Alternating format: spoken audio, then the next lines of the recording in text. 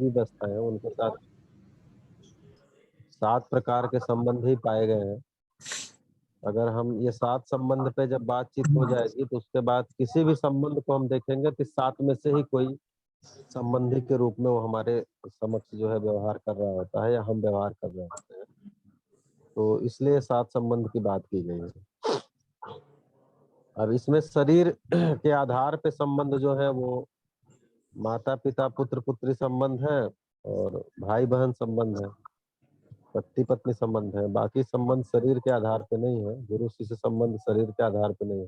साथी सहयोगी संबंध शरीर के आधार पे नहीं है। व्यवस्था और समग्र व्यवस्था संबंध शरीर के आधार पे नहीं है। मित्र संबंध शरीर के आधार पे नहीं है। संबंध तो वैसे भी शरीर के मतलब शरीर और शरीर में नहीं होता है, जीवन और जीवन के बीच ही होता है।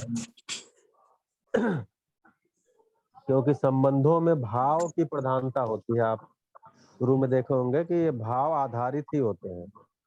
भाव यानी मूल्य आधारित होते हैं, मूल्य यानी अपेक्षा आधारित होते हैं। तो अपेक्षा मानव की मानव से है, इसलिए संबंध जो है वो जीवन और जीवन के बीच है। भाव और जीवन के बीच में ही प्रवाहित होता है। तो ये जैसे अभी एक चार्ट हमारे पास था, लेकिन अभी पता नहीं कहाँ होगा, मैं शेयर नहीं कर पाऊंगा, बात कर लेता हूँ कि ये संबंध को अगर देखेंगे तो एक छोटा बच्चा है तो उसकी अपेक्षाएं हैं। जैसे एक तो उसकी अपेक्षा है कि उसको पोषण चाहिए, पोषण और संरक्षण चाहिए, क्योंकि अपने शरीर को खुद वो संभाल नहीं सकता। अपने शरीर को खुद संभाल नहीं सकता, देख रेख नहीं कर सकता, तो उसके शरीर को संभालना मतलब उसको खाना पीना, उसकी सुरक्षा, ये सारी चीजें जो चाहिए उसको पोषण और संरक्षण बोलते हैं। ये उसकी आवश्यकता है, इससे कोई मानव बच नहीं सकता, बच्चा बच नहीं सकता। उसके बाद देखेंगे तो वो बच्चा जब बढ़ रहा होता है तो कुछ कुछ चीजें वो सीख रहा होता है। तो जो जो चीजें वो सीख रहा होता है उन उन चीजों को अभ्यास करना चाहता है, तो उस अभ्यास करने के लिए संबंधी की आवश्यकता पड़ती है। तो वो जो है अपने बराबर के जो है वो जिनको पाता है उनमें अभ्यास करता है। तो इसलिए वो भाई बहन और मित्र मित्र संबंध के रूप में जिसको पहचानता है उसके साथ सीखे हुए को करता है। फिर चूंकि वो अभी शरीर को भी सीख रहा होता है और जो चीज अस्तित्व है उसको भी समझ रहा होता है, तो ये सीखने समझने के लिए उसको कोई ना कोई मास्टर चाहिए होता है, गुरु चाहिए होता है।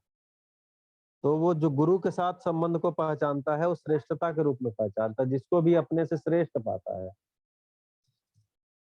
उसको वो गुरु के रूप में स्वीकारता है कि मतलब श्रेष्ठ है और ये इनके साथ रह करके हमको समझ अच्छी हो सकती है, हम कुछ अच्छा सीख सकते हैं, समझ सकते हैं। इतनी अपेक्षाएं बालक को रहती हैं। वही बालक जब बड़ा होता है तो 2-3 अपेक्षाएं और बढ़ जाती हैं। जैसे एक तो वो स्वयं शरीर रूप में जी रहा होता है, मतलब जीवन और शरीर के सहसंबंध के रूप में जी रहा होता है, सहअस्तित्व के रूप में। तो अस्तित्व में शरीर बना रहे जिससे कि जो जीवन है उनको शरीर उपलब्ध होते रहे, क्योंकि शरीर को के माध्यम से ही समझने और समझाने का कार्यक्रम चलता है। इसीलिए शरीर की आवश्यकता है, नहीं तो जीवन जीवन अगर समझ लेते तो फिर शरीर की जरूरत होती नहीं। तो लेकिन ये होता है, इसीलिए 5 ज्ञानेंद्रियां हैं। उन 5 ज्ञानेंद्रियों के माध्यम से सूचनाओं को ग्रहण करता है, उन सूचनाओं की प्रोसेसिंग अपने अंदर होती है और ज्ञान प्रकट होता है, समझ प्रकट होता है। इसलिए शरीर की आवश्यकता है। तो धरती पे शरीर परंपरा बनी रहे, इसके लिए पति पत्नी संबंध। फिर वो पोषण करता है अपने संतान की, तो जो पोषण करेगा तो उसके लिए उसको संसाधन चाहिए, साधन चाहिए। अपने भी शरीर का को जिंदा बनाए रखने के लिए, संतान के पोषण के लिए, संबंधों के निर्वाह के लिए उसको वस्तुओं की, सामान की जरूरत पड़ती है। वो सामान की जरूरत पड़ने के लिए उत्पादन एक अनिवार्य कार्यक्रम होता है। उत्पादन अकेले से होता नहीं है, उत्पादन के लिए कोई साथी सहयोगी की जरूरत पड़ती ही पड़ती है। तो जो कुछ भी वस्तुओं का उत्पादन है, श्रम है, उसको साथी सहयोगी संबंधी के साथ ही, साथी सहयोगी के साथ होता है, तो वो साथी सहयोगी संबंध के रूप में पहचान में आते हैं। फिर जिस भी समाज में रहता है, सभा में रहता है, देश में रहता है, भूखंड में रहता है, वहाँ के कुछ नियम कानून, सरकार, पुलिस, कोर्ट कचहरी, ये सारी चीजें रहती हैं, हॉस्पिटल और अन्य चीजें, तो ट्रैफिक है, ये है वो है, सारी चीजें, तो उनसे भी क्योंकि वो उसकी जरूरत के लिए ही है, तो इसलिए वो उनसे भी संबंध के रूप में जुड़ा रहता है। वो भी संबंधी हैं, उनको व्यवस्था संबंध बोलते हैं। तो इस प्रकार से देखेंगे तो ये संबंध जो है सात संबंध के रूप में, एक बच्चे को अपेक्षा के रूप में और एक बड़ा जब होता है तो उसकी अपेक्षा के रूप में मिला करके दिखते हैं। तो संबंध का मतलब ये अपेक्षा आधारित जो कुछ भी हमारा मानव और मानव के साथ जो बॉन्डिंग है उसको कहा जा रहा है संबंध। इसीलिए संबंध की परिभाषा भी आप शुरू में सुने होंगे कि संपूर्णता के अर्थ में अनुबंध, पूर्णता के अर्थ में अनुबंध। तो एक चीज जैसे स्पष्ट है कि मानव की यात्रा क्या है, तो मानव की यात्रा का लक्ष्य क्या है, तो पता चलेगा मानव के यात्रा के लक्ष्य जो है समझदारी और जिम्मेदारी, समझदारी और जिम्मेदारी को पा लेना है। इसी को दर्शन की भाषा में जागृति कहा है, इसी को दर्शन की भाषा में पूर्णता कहा है। तो हर जीवन पूर्णता को प्राप्त करना चाहता है। दो पूर्णताएं उसको नेचुरली प्राप्त हैं, एक तो गठन पूर्णता, तो उसको नेचुरली एक पूर्णता उसको नेचुरली प्राप्त है, दो नहीं एक पूर्णता। गठन पूर्णता उसको नेचुरली प्राप्त है, क्रिया पूर्णता के लिए उसको अध्ययन अभ्यास करना है, और आचरण पूर्णता के लिए भी उसको अभ्यास करना है। तो ये पूर्णता के रूप में तीन पूर्णता को पहचाना गया है, गठन पूर्णता, क्रिया पूर्णता, आचरण पूर्णता। तो क्रिया पूर्णता, आचरण पूर्णता के लिए अध्ययन और अभ्यास आवश्यक है, और इसके लिए संबंध आवश्यक है। तो समस्त संबंध इसी पूर्णता के अर्थ में है, इसीलिए संबंध को कहा गया पूर्णता के अर्थ में अनुबंध, क्योंकि लक्ष्य के अर्थ में ही संबंध को पहचान सकते हैं आप, नहीं तो संबंध को पहचानेंगे कैसे, समस्या ये हो जाएगी। तो ये संबंध है। तो ये जो 16वां अध्याय है पोषण और शोषण, इसमें उन सातों संबंधों को थोड़ा एक्सप्लोर किया गया है। एक बार आप अभ्यास दर्शन में जाएंगे तो इसको एक बार और अब बढ़िया से किया जाएगा, और एक बार जनवाद में जाएंगे तो वहां भी चर्चा होगी, और जब समाज शास्त्र में जाएंगे तो वहां पर इन संबंधों पे भी चर्चा होगी, और इन संबंधों के निर्वाह पे भी, और सारी रीति रिवाज पे भी चर्चा होगी। तो अभी जी हम लोग भैया, मानव दर्शन करते हैं। जी भैया, धन्यवाद। तो अब हम चलते हैं जहाँ पर पहले से आज जो हमें शुरू करना है, साथी सहयोगी, और वो है साथी सहयोगी संबंध। कोई पढ़ना चाहेंगे?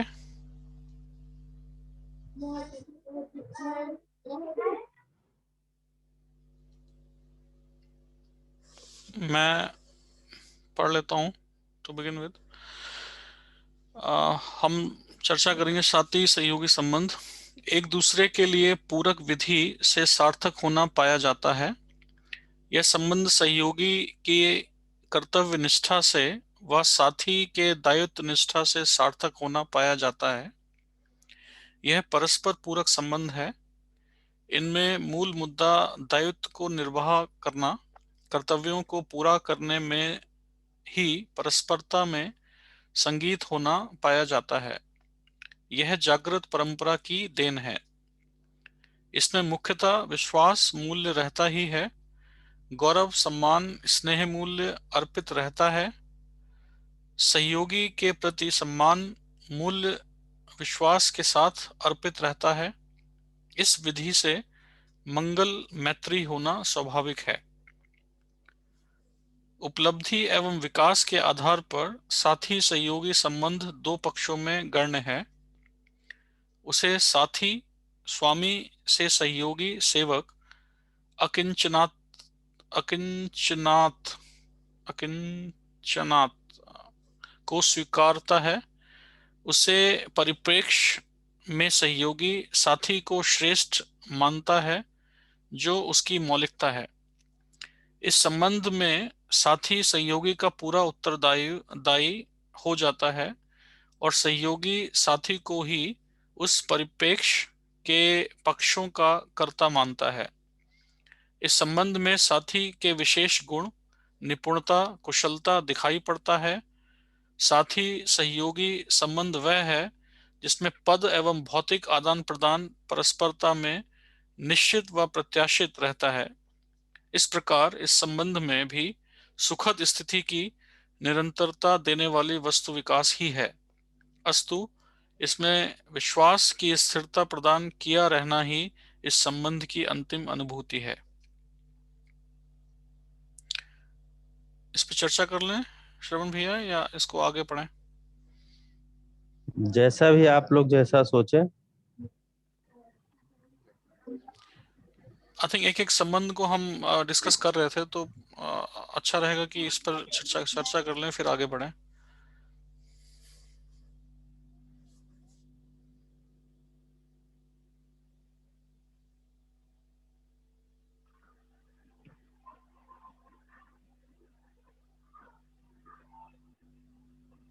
श्रवण भैया।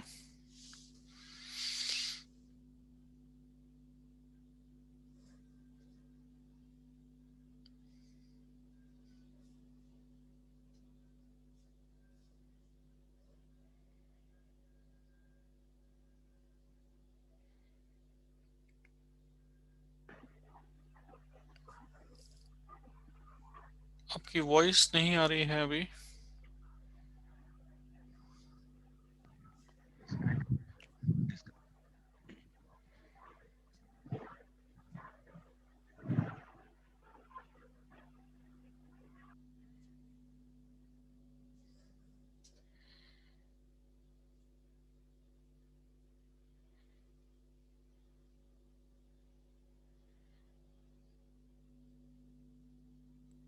लगता है कॉल कट गई है, ड्रॉप हो गए।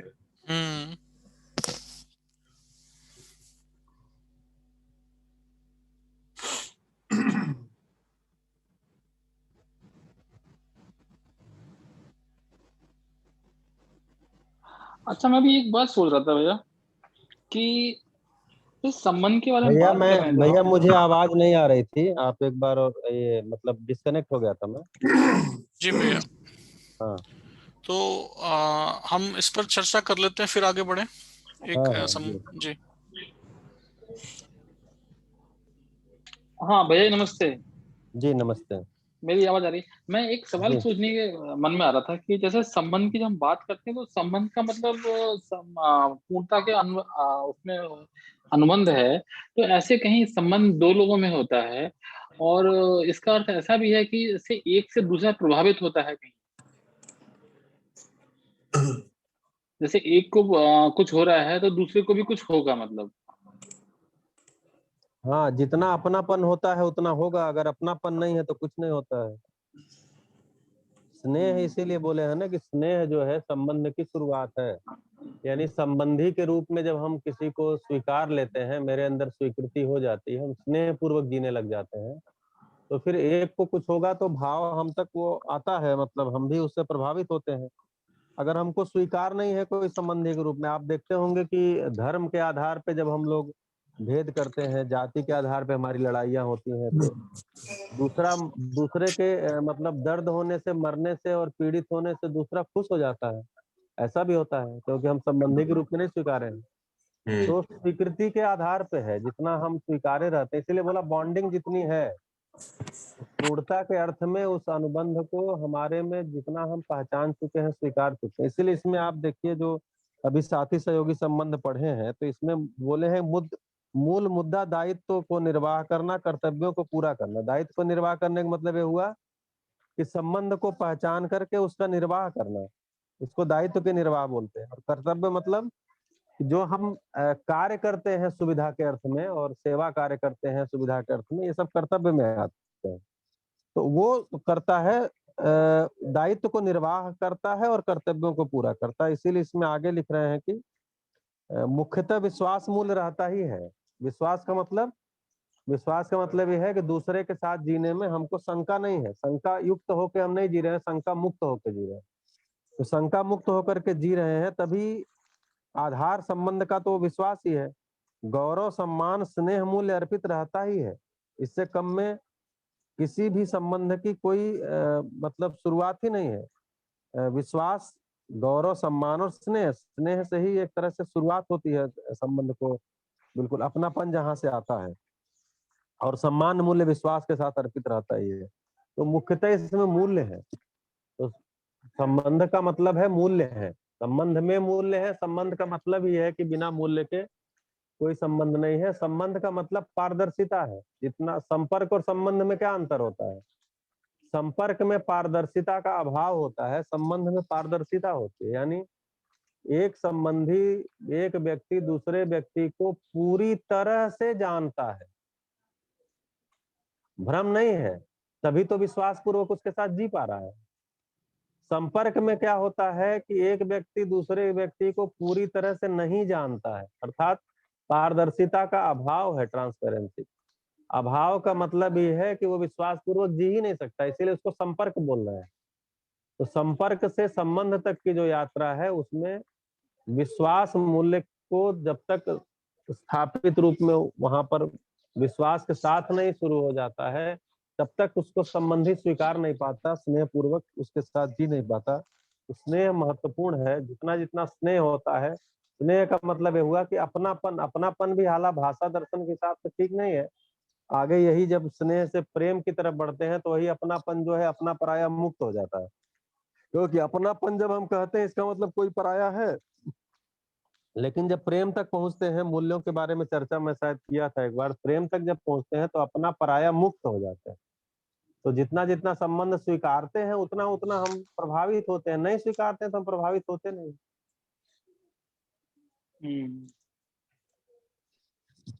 हाँ भैया, जी मतलब डिस्टर्ब रहेंगे, डिस्टर्ब होते रहेंगे बार बार, जब तक वो इनकम्प्लीट होगा, मतलब, या जब तक वो जो भी हम हाँ, कर रहे हैं, सोच रहे हैं, ये या फिर डिस्टर्ब जैसे क्या होता है ना, डिस्टर्ब होना मतलब अयोग्यता से प्रभावित होना। और एक डिस्टर्ब जिसको अभी तक कहा जाता है कि मान लीजिए मेरी संतान है और वो समझ ही नहीं रही है और वो उल्टे सीधे काम कर रही है, तो अब यहाँ डिस्टर्ब हम नहीं हो रहे, अब इसको डिस्टर्ब नहीं कहा जाएगा। ये क्या कहा जाएगा, मेरे में पीड़ा है कि मेरी संतान है और समझ नहीं रही है, यानी मैं उसका शुभ चाहता हूँ, मैं उसको समझदार जिम्मेदार हो जाने हुए देखना चाहता हूँ। तो अब इसके लिए पीड़ा से तो बहुत काम चलेगा नहीं, इसके लिए हमको योजना बनानी है, इसके लिए हमको अपना तन मन धन का और अपने अन्य संबंधियों का जिनकी बात वो सुन सके उसके तन मन धन का अर्पण करते हैं। तो ये जो डिस्टरबेंस है, ये अलग तरह का, लेकिन जो अयोग्यता से हम दिन रात प्रभावित हो रहते हैं किसी के, इसने ऐसा कर दिया, उसने वैसा क्यों कर दिया, उसने वैसा क्यों कर दिया, वो तो बेकार है, वो तो फालतू है, ऐसा है वैसा है, ये सब अयोग्यता से हम प्रभावित होते हैं, ये डिस्टरबेंस ज्यादा है। अब इसमें हम कोई शुभ किसी उसका नहीं चाह रहे हैं अभी फिलहाल, लेकिन वो कुछ गलत कर रहा है, ये हमको प्रभावित कर रहा है। लेकिन जिससे संबंध को स्वीकार्य रहते हैं वहां पर क्या होता है कि हम उसका शुभ चाहते हैं, वो मेरे में पीड़ा होती है, उसको भी डिस्टरबेंस बोलते हैं। तो ये वाला जो डिस्टरबेंस है, जहाँ संबंध स्वीकार हो गया है, इसमें समाधान है, इसमें समाधान की तरफ बढ़ने का जो है वो जगह है, मेरे लिए भी है, संबंधी के लिए भी है। स्पेस हम देते हैं कि भैया ठीक है, गलती की है, कोई बात नहीं, आगे से समझदार हो जाओ, स्पेस देते हैं। लेकिन जो दूसरों की अयोग्यता से हम प्रभावित होते हैं तो वहां हम स्पेस नहीं देते, वहां बल्कि हम उससे पिंड छुड़ाना चाहते हैं, या ये चाहते हैं कि ये आदमी दूर चला जाए तो अच्छा है, ये क्यों सामने आ गया, या हम इससे दूर चले जाए तो अच्छा है। अब ये भाव में बैठ जाता है, संतान से हम दूर हो करके दूर नहीं होना चाहते, मतलब वो उसको समझदार जिम्मेदारी की तरफ हमारा ध्यान बना रहता है, वो भी विश्वास सम्मान पूर्वक जी सके इसके तरफ ध्यान बना रहता है। तो ये डिस्टरबेंस को देखना पड़ेगा कि मेरे अंदर कौन वाला डिस्टरबेंस चल रहा है। तो इसीलिए तो वातावरण की बात होती है भैया, मतलब हम जो है, अगर एक आदमी समझदार हो गया है तो क्यों वो चाह रहा है कि मेरे आसपास मेरे परिवारी जन, मेरे संबंधी, मेरे मोहल्ले के लोग, मेरे देश के लोग, मेरी धरती के लोग क्यों समझदार जिम्मेदार हो जाए। इसलिए नहीं चाह रहा है कि उनके समझदार जिम्मेदार हो जाने से उनका कल्याण हो जाएगा, सबसे बड़ा कल्याण मेरा होने वाला है। अगर मेरे परिवार में सभी समझदार जिम्मेदार हो जाएं तो उससे सबसे ज्यादा रिलैक्स कौन होगा, मैं हूँ। मेरे अड़ोस पड़ोस में सभी समझदार जिम्मेदार हो जाएं तो उसमें सबसे ज्यादा मतलब अच्छी स्थिति में कौन होगा, मैं होऊंगा। मेरे मोहल्ले में, मेरे शहर में अगर सभी समझदार जिम्मेदार हो जाएं तो मेरा ही जीना आसान होगा।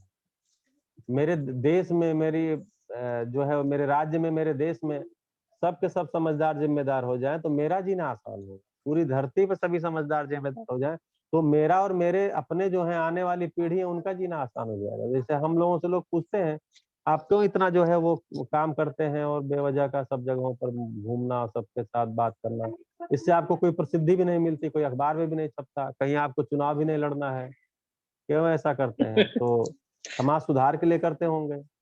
हमने कहा, हमारे मेरा उत्तर यही रहता है कि मैं कोई समाज सुधार के लिए नहीं करता हूँ, मेरी जिंदगी आसान हो जाए, मेरी आने वाली पीढ़ी की जिंदगी आसान हो जाए, इसके लिए मैं काम कर रहा हूँ। मैं तो आपके लिए, आपकी पीढ़ी के लिए कर ही नहीं रहा हूँ। हो जाएगा तो अच्छी बात। मैं तो चाहता हूँ कि मेरे परिवार में, मेरे आस पड़ोस में समझदारी, जिम्मेदारी का वातावरण बन जाए, जिससे कि मेरे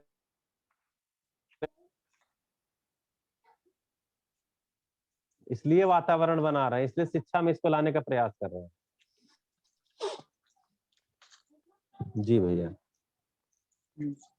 जैसे मैंने आपसे आपके पहले उस शिविर वगैरह में सुना है कि जैसे आपने जब बोले थे, जब मैंने इसलिए शुरू में शिविर किया था और मैं इसको समझने की कोशिश कर रहा था दर्शन को, तब मैं अपने परिवार में बाद में उनको लगा कि अच्छी बात है, तो मैं अपने घर में भी शिविर लेता था, मतलब उनके साथ बैठ के मतलब अभ्यास करता था। अभी जी हमारे घर जी में क्या है कि हम लोग जी जो है, जैसे मैं हूँ, अब मुझे कुछ ज्यादा पता तो है नहीं ABCD, तो मैं ऐसे जीने की कोशिश करता हूँ। तो जब मेरे घर में विवाद होता है किसी बात को लेके, तब मुझे इस बात का समाधान करना पड़ता है अपने अपने में कि ठीक है, मैं कुछ समझता हूँ और इसलिए मेरे को खराब लग रहा है ना। ये लोग जैसे परंपरा में जीते आए हैं वैसे इनको जीने का लगता है, हाँ, ये ठीक है। तो जितना इनको समझ में आता है उतना ये कर रहे हैं। इसी बात को हाँ, लेके लेकिन मेरे वो को भी बात को समझदार खत्म हो करना जाए। पड़ता है, बिल्कुल बात को। बिल्कुल। चलो आगे देखेंगे बाद में, कभी दोबारा एक तो बार ये और ट्राई समाधान करेंगे। नहीं हुआ। हमारा समाधान नहीं हुआ। बिल्कुल, तो ये समाधान नहीं हुआ। एक रास्ता निकल गया, आपके काम चल गया, लेकिन अंदर जो है वो पीड़ा बनी हुई है कि ये भी समझदार, जिम्मेदार हो जाए तो ज्यादा अच्छा होगा। मतलब आपके लिए ज्यादा अच्छा हो जाए, उनके लिए अच्छा हो जाएगा ऐसी बात नहीं, मेरे लिए अच्छा हो जाएगा। मतलब मुझे जो पीड़ा हो रही है वो पीड़ा मेरी खत्म हो जाएगी बार बार की। तो उसके लिए हम नहीं, प्रयास करते अब हैं कि भाई देखिए, यहाँ पर जो अभी आप परिवार में भैया, सॉरी मैं रोक रहा हूँ, मैं कह रहा हूँ, लेकिन यहाँ पर बात ये है ना जी कि बोलिए। मेरा मतलब ये मेरा काम है कि मैं अपने जो बच्चों का सही से पोषण कर सकूं, उनको सही जिम्मेदार बना सकूं। हम्म ये तो मेरा काम है, तो मुझे करते रहना पड़ेगा बार बार हम्म, बार बार बार बार ना उनके लिए, बिल्कुल क्योंकि मैं वो अब ये बिल्कुल रास्ता भी इस बिल्कुल समय तो यही करना। रास्ता है। हाँ, इसीलिए ठीक है भैया। पोषण संरक्षण की हमारी जिम्मेदारी है ना, माता पिता की। हाँ हाँ तो हाँ। शिक्षा संस्कार की अभी वो जिम्मेदारी नहीं है है, सिस्टम में। पोषण संरक्षण की जिम्मेदारी है, तो वो जिम्मेदारी मेरे में बनी हुई है।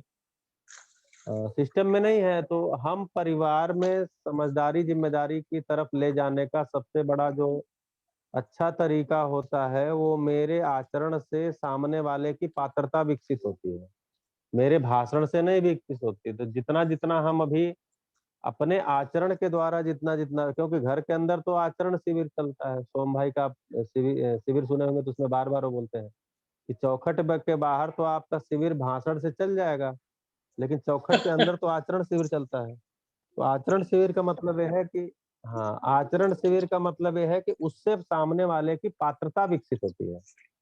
पात्रता विकसित होती है तो वो अपनी योग्यता को बढ़ाने के लिए आपसे संवाद करना, या आपसे संवाद करने का मन नहीं है तो अंदर अंदर से उनको लगेगा नहीं भाई, रजत जी तो, ये तो जो रजत जी अच्छा जीते हैं और ये बात भी अच्छा कहते हैं, लेकिन रजत जी से हमको समझने में थोड़ी दिक्कत है, किसी और को पकड़ा जाए, सोम भाई को पकड़ा जाए, इनको पकड़ा जाए, उनको पकड़ा जाए। तो ठीक है, जिसके साथ समझने की यात्रा शुरू हो जाए उसी के साथ जीना तो रजत जी के साथ ही होगा, लेकिन समझने का काम किसी के साथ जो है वो संवाद पूर्वक हो सकता है। तो पात्रता विकसित होती है अपने, मेरे आचरण से। अगर मेरे आचरण में कोई गुणात्मक परिवर्तन नहीं हो रहा है, जैसे थे वैसे ही है, एक रत्ती कोई गुणात्मक परिवर्तन नहीं हो रहा है, तो सामने वाले को इस कंटेंट पे, दर्शन पे, इस जो हम जो परंपरा की बात कर रहे हैं, इस पे विश्वास नहीं जमेगा और उनकी पात्रता नहीं बढ़ेगी। ठीक बात है भैया, ये कोशिश चालू है। तो इसमें जो, हाँ, तो इसमें जो काम करने की जगह भी निकल के आती है ना, कि अपने अध्ययन के लिए अपने भाव और विचार पे निरंतर ध्यान रहना। ये सारा हम लोग अध्ययन जो कर रहे हैं, पठन कर रहे हैं, इससे क्या हो रहा है, सूचनाएं मेरे अंदर आ रही हैं, तो मेरे भाव और विचार में क्या बदलाव हो रहा है, भाव में कितनी स्थिरता आ रही है, जिससे कि विचार में निश्चितता आ रही है। ठीक है, विचार जो है प्रियहित लाभ के अर्थ में चल रहा है या न्याय उसमें थोड़ा बहुत अभी चलने लगा है। ठीक है, भाव में जो है कुछ मूल्य हमको पहचान में आने लगे हैं या अभी नहीं आ रहे हैं। ठीक है, तो भाव में जितनी स्थिरता होती है, विचार में निश्चितता होती है, इस पर हमारा जितना ध्यान जाता है ये अपने लिए है। उसके बाद मेरा जो कार्य और व्यवहार है उसमें मेरे क्या गुणात्मक परिवर्तन हो रहा है, उसमें कोई करेक्शन हुआ है या नहीं हो रहा है। क्योंकि कार्य और व्यवहार से सामने वाले प्रभावित होते हैं, सामने वाले की पात्रता विकसित होती है या अविकसित होती है।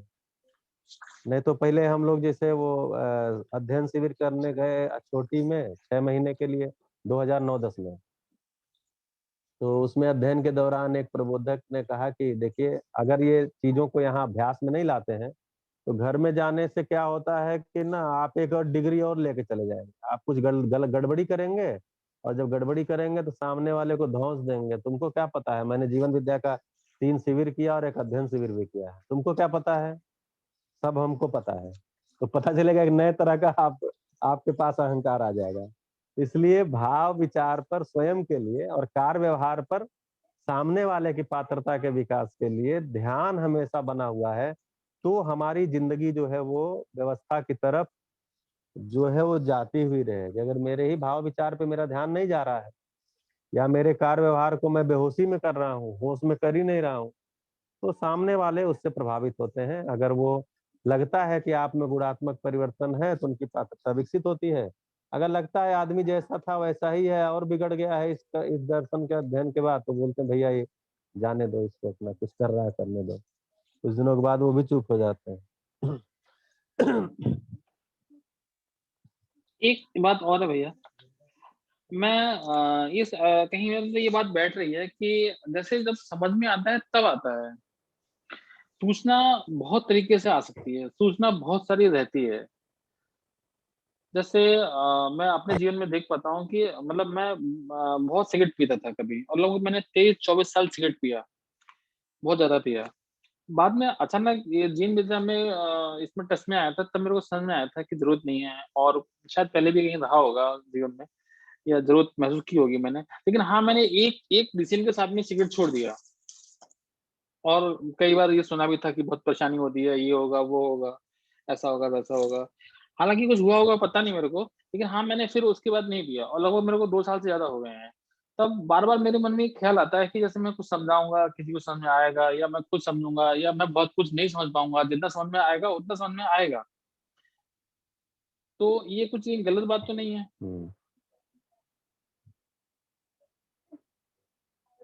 नहीं नहीं ठीक है। देखिए जैसे ये तो सिगरेट और अन्य चीजें की जो बातें हैं, ये आप तो देखते होंगे अपने शिविर में अध्ययन में इसकी चर्चा ही नहीं की जाती है कि सिगरेट पिया जाए कि न पिया जाए।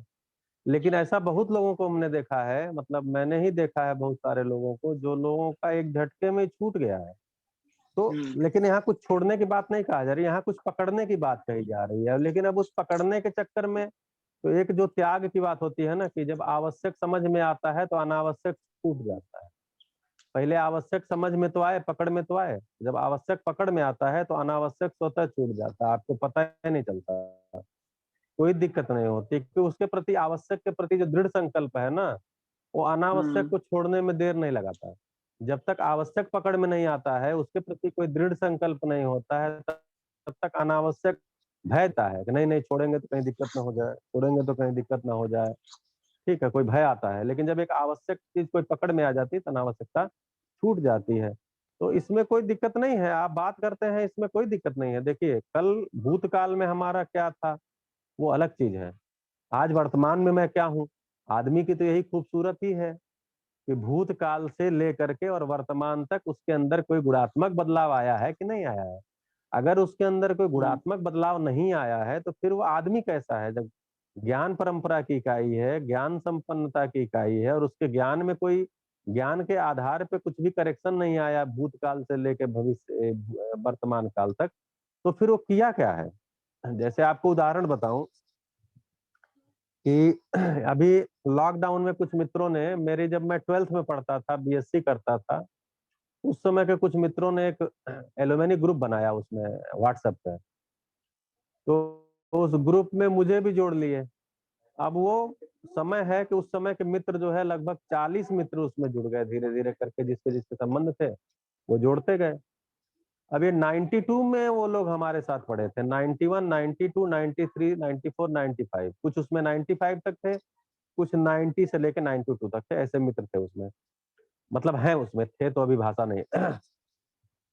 तो उसमें मुझे भी जोड़े और मैं बड़ा खुश हुआ कि भाई चलो मित्र लोग इतने पुराने मिले हैं।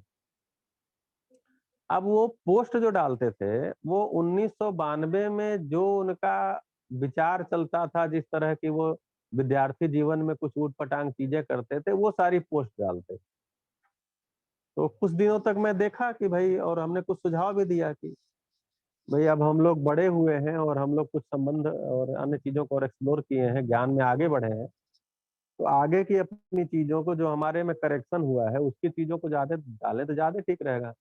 लेकिन लोगों को उसी में मजा आ रहा था, तो मैं एक दिन विनम्रता पूर्वक ग्रुप छोड़ दिया कि पिछले 27 साल में मेरे अंदर जो ज्ञान में, मेरे जो अपने जो है कल्पनाशीलता में गुणात्मक परिवर्तन आया है, मेरी जो अपब्रिंगिंग हुई है, अब आप मुझे उस 27 साल पीछे ले जाना चाहते हो उस क्षेत्र में, तो मैं पीछे की यात्रा नहीं करता।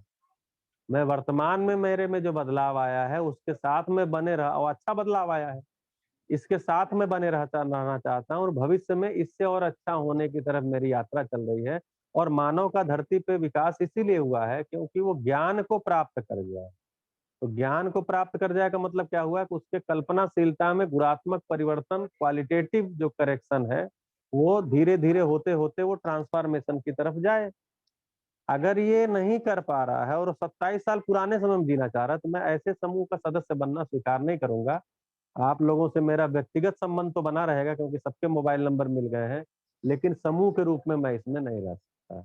मैंने छोड़ दिया क्योंकि अब हमें नहीं लगता है कि वो जो चीजें हो रही थी वो बहुत, मतलब हमको हमें लग रहा है तो जो आप बोले ना अनावश्यक जो है वो, अब एक स्थिति में आने के बाद फिर अनावश्यक चीजों को लेके चलना, अब ये तो बिल्कुल ही मतलब एक हमसे तो नहीं हो पाएगा, मतलब मूर्खता की श्रेणी में आ जाएगा ना। लेकिन जी अगर लेके चल रहा है तो इसका मतलब अभी भी नहीं समझा है, मतलब सूचना के मात्र ही है। है? अगर उसके बाद भी नहीं कर रहा है हाँ, तो नहीं चल सूचना पा रहा, मात्र है। नहीं, अगर नहीं, जैसे हम नहीं चल ज्वाइन हो पा गए रहा अब। मतलब, हाँ उसके भाव। हम्म, ठीक है, आप बताओ भैया। बोलिए भैया। अच्छा, मैं बोलता हूँ, मैं कह रहा नहीं हूँ नहीं, कि आप कुछ अगर बोल रहे थे, पूरा कर लीजिए। मैं ये कह रहा था कि जैसे आपने कहा कि मैं एक गुणात्मक परिवर्तन आ गया मेरे अंदर, तो अब मुझे इस सब की आवश्यकता नहीं लगती है और मैं उनको ग्रुप को शालीनता से छोड़ दिया। तो अगर मैं उसके बाद भी ऐसा नहीं कर पा रहा हूँ जैसे, तब इसका मतलब है मेरे अंदर वो केवल वो इन्फॉर्मेशन है। अभी तक वो बात समझ में नहीं आई है मुझे, अगर नहीं छूटा मेरे से वो ग्रुप तो।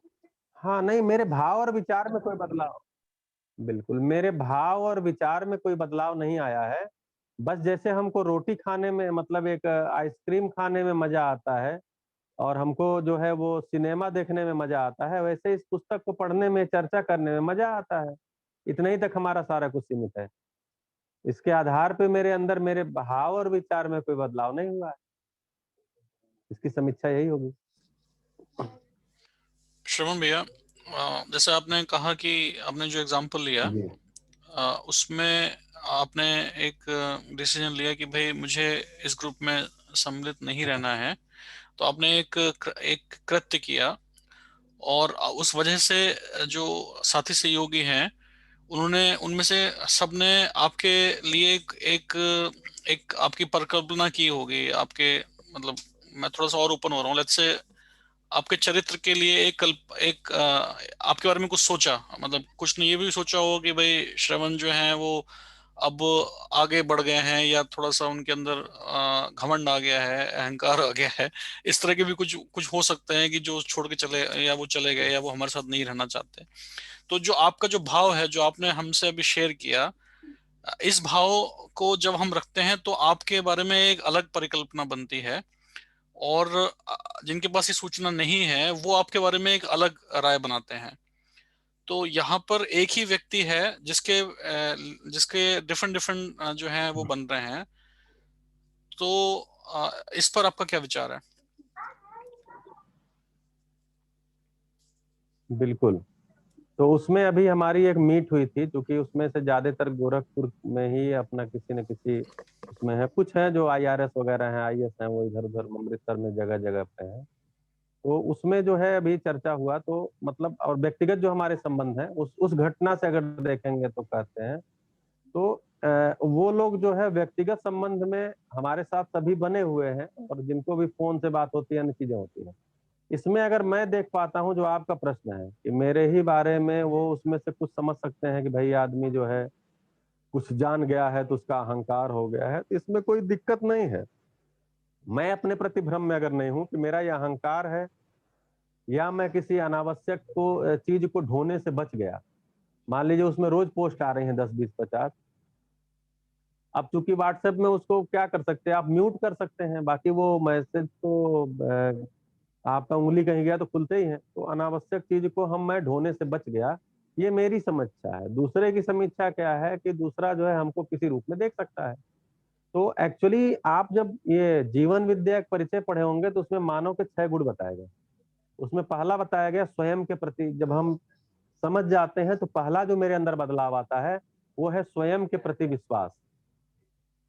तो स्वयं के प्रति विश्वास का मतलब क्या हो गया कि मैं क्या हूं, मैं क्यों हूं, और मुझे कैसे जीना है।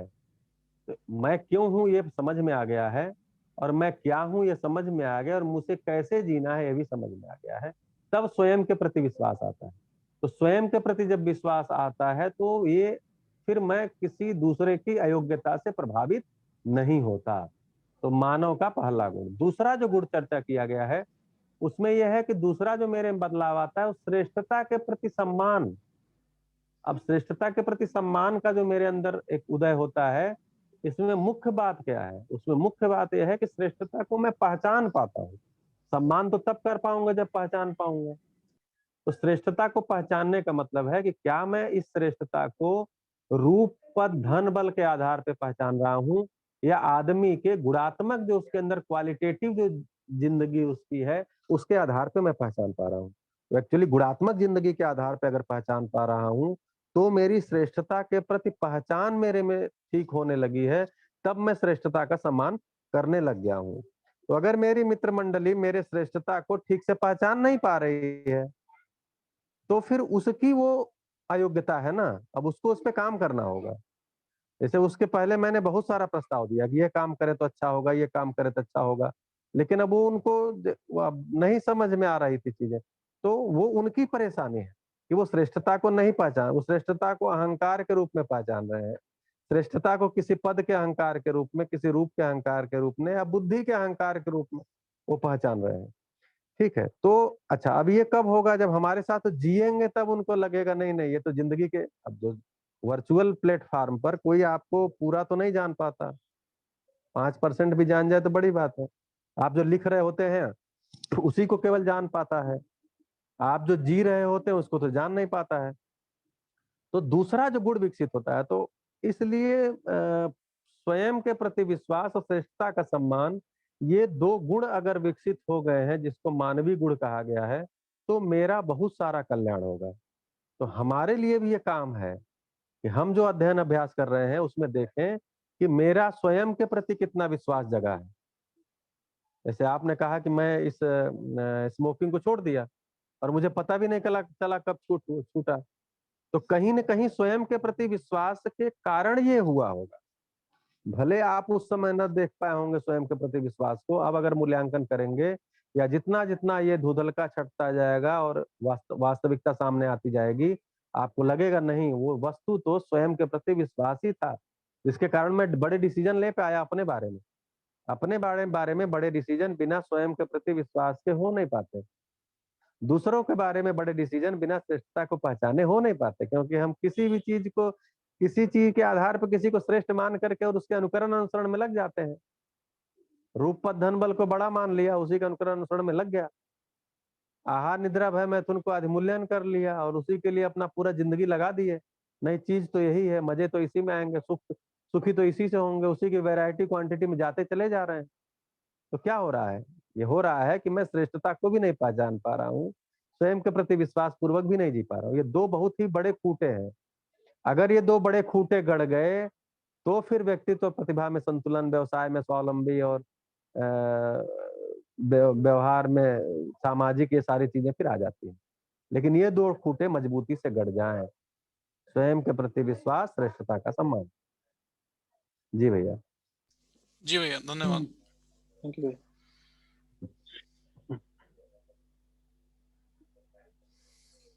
इसमें एक नाम मुझे नए दिख रहे हैं, प्रतिव प्रधान। बाकी तो सभी लोग, आज कम लोग जुड़े हैं वैसे।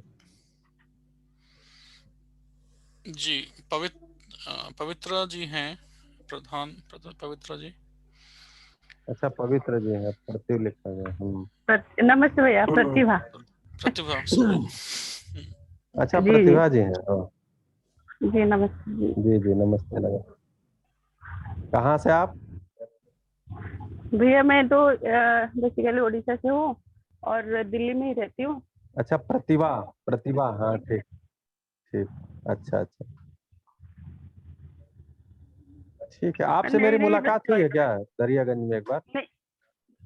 नहीं भैया, मैं तो मैं अच्छा। जस्ट थोड़े दिन पहले ही ज्वाइन हुई हूँ। मैं तो किसी को पर्सनली जानती नहीं हूँ और मैंने किसी को देखा भी नहीं हूँ, बस यूट्यूब से और ऑनलाइन ही चल रहा है मेरा। मतलब ऐसे यूट्यूब से देखा, फिर समझ गया। वो प्रतिभा गुप्ता जी हैं, द्वारका में रहते। नहीं सर, नहीं भैया। जी जी, ठीक ठीक है, ठीक ठीक है, बढ़िया बढ़िया, स्वागत है। मैं चूंकि वो नाम एक नया देखा हूँ, इसलिए मेरा जिज्ञासा हो गया। जी, आगे पढ़ा जाए या और कोई बात हो तो? जी भैया, आगे बढ़ सकते हैं।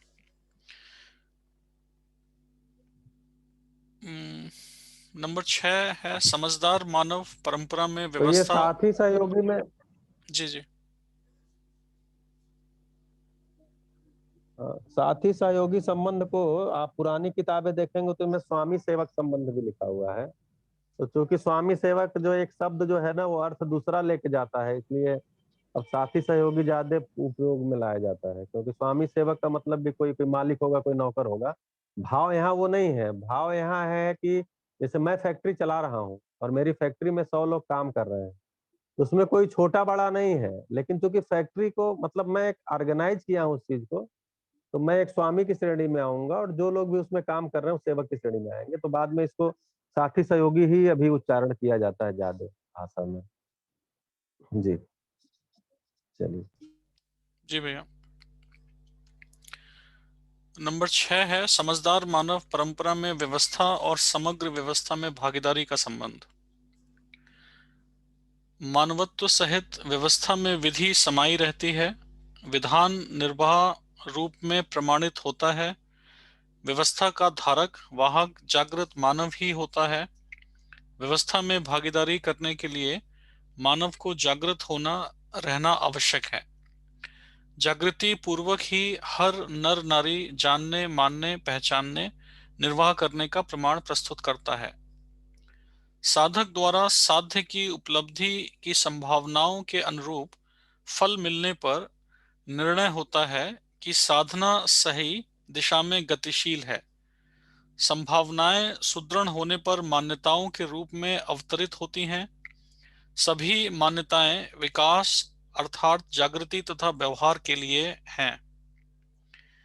विकास के लिए जो मान्यताएं हैं वे अंतरंग में अभ्यास एवं जागृति के लिए प्रेरणा स्रोत तथा बहिरंग में सामाजिकता तथा व्यवसाय के लिए प्रेरणा स्रोत हैं।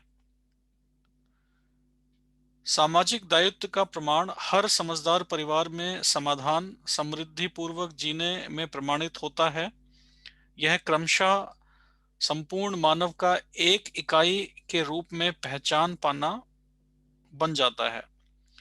पहचानने में फलन में निर्वाह करना बनता ही है। ऐसी निर्वाह विधि स्वाभाविक रूप से में मूल्यों से अनुबंधित रहता ही है। यही व्यवस्था में भागीदारी की स्थिति में परिवार व्यवस्था से अंतर्राष्ट्रीय या विश्व परिवार व्यवस्था तक स्थितियों में भागीदारी की आवश्यकता रहता ही है। ऐसे भागीदारी के क्रम में मानव अपने में से समझदारी विधि से प्रस्तुत होना बनता है।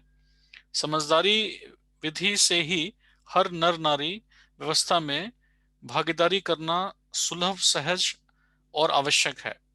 इसी क्रम में मानव लक्ष्य प्रमाणित होते हैं जो समाधान, समृद्धि, अभय, सहस्तित्व के रूप में पहचाना गया है। इसे प्रमाणित करना ही मानवीयता पूर्ण व्यवस्था है। जी भैया।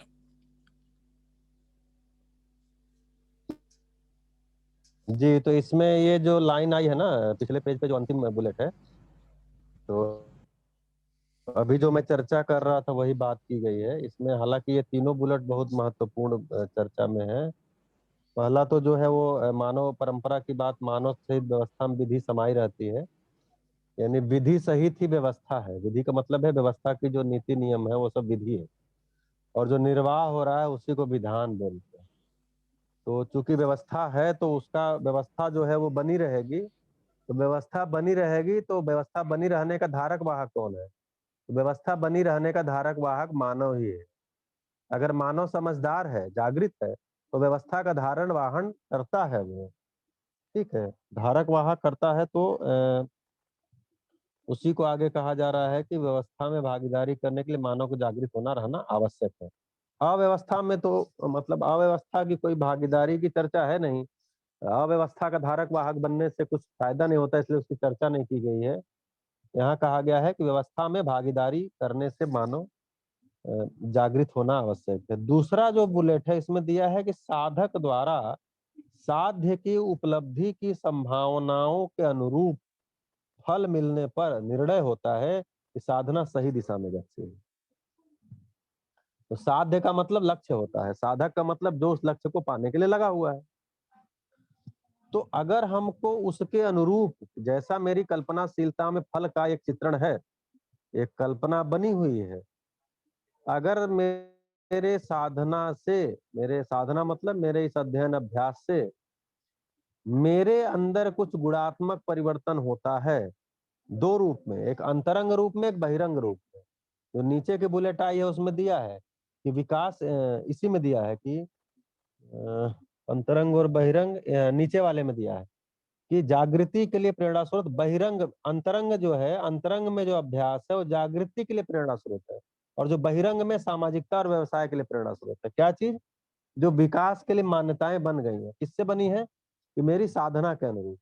और साधना के अनुरूप और साध्य को पहचान करके जब हम काम कर रहे हैं, उसमें जो फल मिलना शुरू हो गया, उससे मुझे लगता नहीं साधना तो सही दिशा में है। क्योंकि मेरे भाव में, मेरे विचार में अगर समाधान होने शुरू हो गए, ठीक है, अभी बाहर नहीं होगा, अभी दूसरों के साथ हमारी जीने की योग्यता नहीं बन पा रही है, लेकिन मैं विचार में समाधान मेरे अब ज्यादा होने लगे।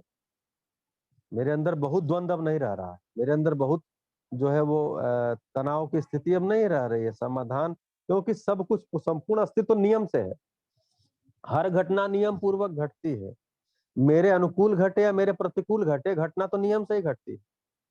अगर हमको नियम पकड़ में आने लगा है तो समाधान अपने आप होने लगा है। किसी ने मुझे कोई गलत व्यवहार मेरे साथ कर दिया, मुझे वो नियम पकड़ में आ गया, क्यों किया, उसकी योग्यता पकड़ में आ गई या परिस्थितियां पकड़ में आ गई, तो मैं रिएक्ट नहीं होऊंगा, मैं रिस्पॉन्ड करूंगा इसको। इससे लगता है कि मेरी योग्यता बढ़ी है। ये योग्यता कैसे बढ़ी है? क्योंकि मुझे साध्य पहचान में आया है कि जागृति ही साध्य है, समझदारी जिम्मेदारी ही साध्य है, और उसके अर्थ में ही मेरी पिछले 1 वर्षों से 2 वर्षों से साधना चल रही है। उसका ये परिणाम आया है कि मैं अब घटना के नियम को तुरंत पहचान जाता हूँ। तो जो फल मिलने शुरू हो गए हैं, उन फल से मेरा क्या है, उस साधना के प्रति विश्वास बढ़ता है, और मुझे लगता है नहीं नहीं मेरी साधना तो सही दिशा में चल रही है। तो अब जो मेरी जागृति के लिए फिर प्रेरणा और मिलती है, वो अंतरंग रूप में मिलती है कि नहीं नहीं मुझे तो लग रहा है कि मेरी जागृति इसमें हो ही जाएगी, और प्रेरित होते हैं हम। और बाहर जो लोगों के साथ व्यवहार है, जो सामाजिक और व्यवसाय के लिए, उसमें हमको भी वो कुछ कुछ कुछ कुछ झलक दिखने लगता है, और फिर जो मेरी मान्यताएं उस समाधान के अनुरूप अब बनने लग गई हैं, उस पर मेरा विश्वास बनता है, और मुझे जो है वो और जो है आगे बढ़ने की प्रेरणा अंतरंग रूप में, बहिरंग रूप में मिलना शुरू हो जाती है। ये मुझे बोलने का मन कर रहा था, ये दोनों तीनों बुलेट देख करके। बाकी आप बताइए इसमें और क्या। जी भैया, बाकी यहाँ पर जो लास्ट बुलेट पॉइंट है इस पर कुछ विचार। लास्ट का शुरू का 2 लाइन तो मैं बोल दिया, बाकी जी जी।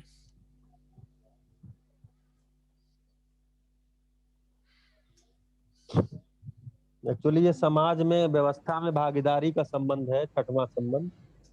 तो इसमें सामाजिकता एक बहुत ही महत्वपूर्ण का मतलब आयाम है कि हम जो है व्यवहार में सामाजिक अगर हो गए हैं तो सामाजिकता जो है वो आएगी कैसे। तो सामाजिकता में नियम हमको पकड़ में आता है तो सामाजिकता पकड़ में आती है। सामाजिकता का नियम क्या है? तो सामाजिकता के नियम को ही बोला गया है कि मानवीयतापूर्ण आचरण ही सामाजिकता का नियम है। जिसको सामाजिक, या कहें कि उसमें से जो सामाजिक नियम है वो चरित्र जिसको कहा गया वही सामाजिक नियम है। उससे कम में सामाजिकता का कोई कल्पना नहीं। स्वधन यह सामाजिकता का सूत्र है। अब आप सोच के देखिए, अगर हम स्वधन पूर्वक जीते हैं, मेरे विचार में, मेरे कार्य में स्वधन चलता है, अर्थात प्रतिफल, पारितोष और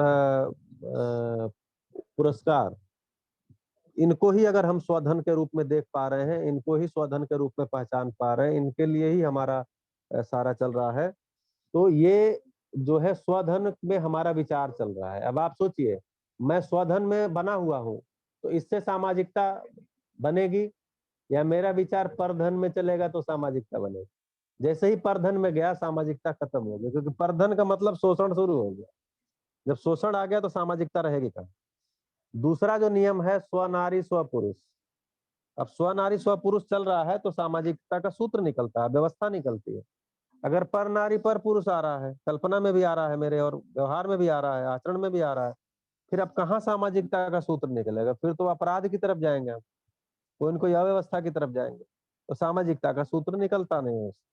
तीसरा है दयापूर्ण कार्य व्यवहार, जो अभी शुरू में आपने प्रश्न किया था, रजत जी या किसी ने किया था कि लोग जो है वो प्रभावित करते रहेंगे और मैं प्रभावित होता रहूंगा, तो मुझे तो पीड़ा रहेगी ही रहेगी। तो कुल मिलाकर के अगर मेरा जो अध्ययन अभ्यास का परिणाम है, फल है, वो अगर दयापूर्ण कार्य व्यवहार के रूप में आ गया है, अर्थात मैं दूसरों के साथ दयापूर्ण जीने लग गया हूँ। दयापूर्ण जीने का मतलब क्षमा पूर्वक जीने लग गया हूँ। क्षमा पूर्वक जीने का मतलब ये हो गया कि दूसरा गलती करेगा, लेकिन मेरे अंदर उसका प्रभाव जो है वो विचार के रूप में नहीं आएगा। कोई मुझे मार दिया झापड़ से, डंडे से मार दिया, झापड़ से मार दिया, चोट तो लगा, लेकिन उसके प्रति मेरे अंदर कोई विचार जो कलुषित आ रहे हैं, वो डंडा तक का चोट थोड़ी देर में चला जाएगा, लेकिन मेरे विचार में जो उसके प्रति एक कलेश आ गया है वो जाता नहीं है। तो दयापूर्ण का मतलब क्या हो गया? वो मानव है और अयोग्य है, ये मैं पहचान गया, तो उसकी उस चीज को मैं, दयापूर्ण दृष्टि मेरे अंदर है उसके देखने की, तो मैं उसके साथ काम कर पाऊंगा, मैं उसके साथ जी सकता हूँ, उसमें संभावना को तो ये जो है सामाजिकता की तरफ लेके जाता है। जितना जितना हम रिएक्ट करते हैं उतना उतना सामाजिकता की तरफ नहीं जा पाते। तो इसलिए कहे हैं कि इसमें जो है सामाजिकता की जो बात की गई है, कि व्यवस्था में सामाजिकता की बात की गई है यहाँ आगे चल के, कि सामाजिक दायित्व का प्रमाण हर समझदार परिवार में समाधान समृद्धि पूर्वक जीने में प्रमाणित होता है। तो जो समाज में हमारी भागीदारी है, जो सामाजिकता का सूत्र है, वो सामाजिक नियम से ही निकलेगा। जो प्रकृति के साथ जीने का सूत्र है वो प्राकृतिक नियम से ही निकलेगा। अर्थात संपूर्ण प्रकृति कैसी है? तो संपूर्ण प्रकृति जो है वो, उसमें 3 चीजें होती है। क्या क्या होती है? पूरकता है प्रकृति में, उदात्तीकरण है। उदात्तीकरण का मतलब कि चीजों में जो है वो एक म्यूटेशन हो रहा है, उदात्त हो रही है चीज।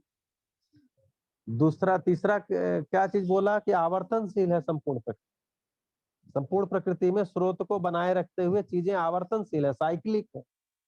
इसको हम पहचान पाते हैं तो हम प्रकृति के साथ कार्य अच्छे ढंग से कर पाते हैं, नियम पूर्वक कर पाते हैं।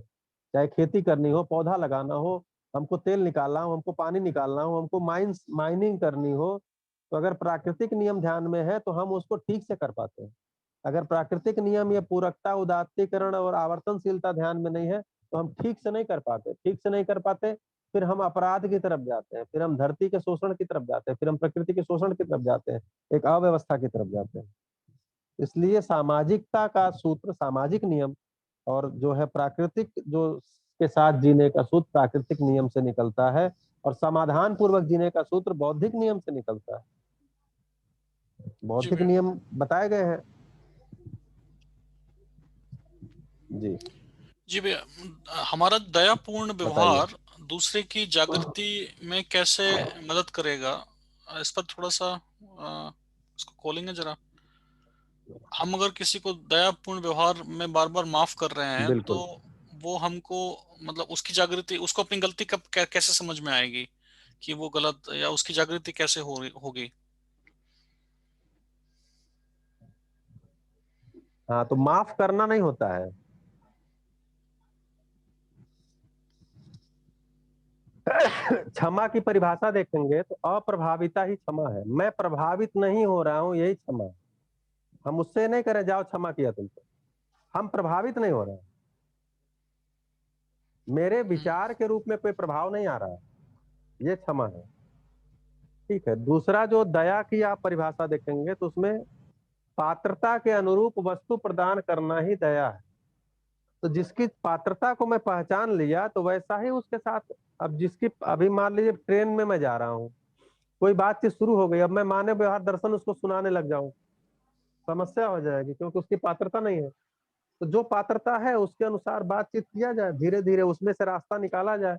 देखिए, हमेशा जिम्मेदारी श्रेष्ठ की होती है। अगर मैं अध्ययन अभ्यास में किसी से आगे हूँ, मैं समझदारी जिम्मेदारी में किसी से आगे हूँ, तो मेरी जिम्मेदारी है नेष्ठ के साथ दयापूर्वक दृष्टि बनाए रखना।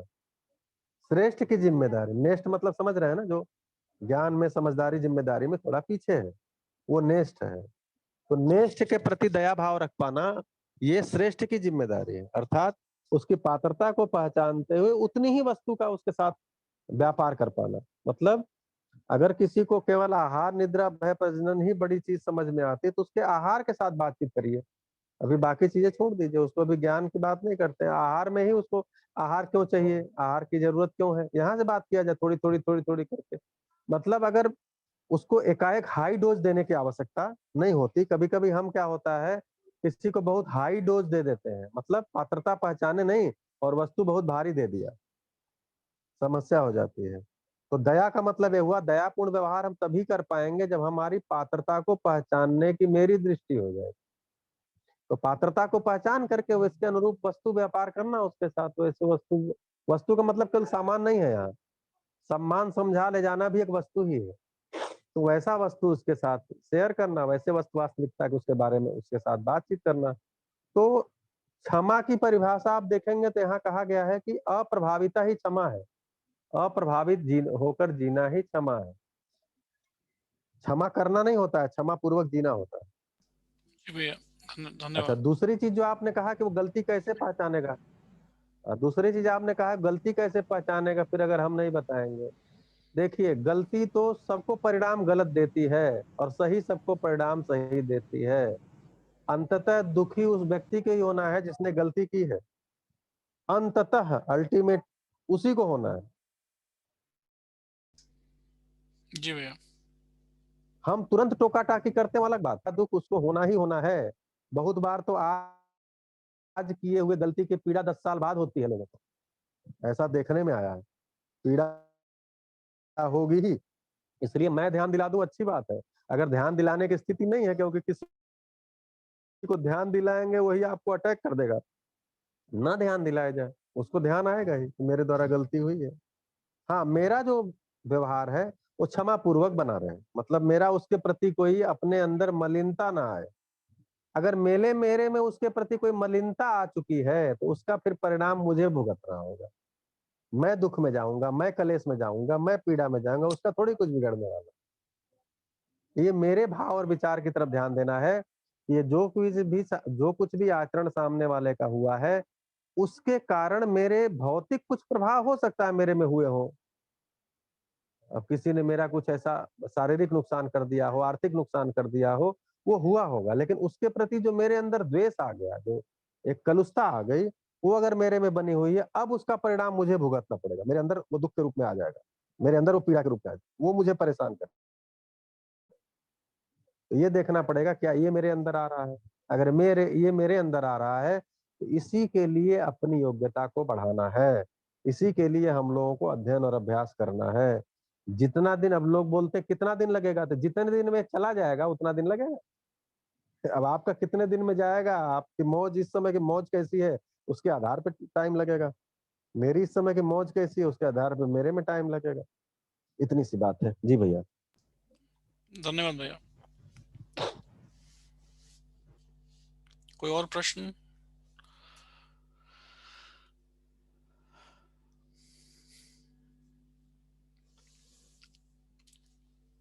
आगे बढ़ते हैं भैया।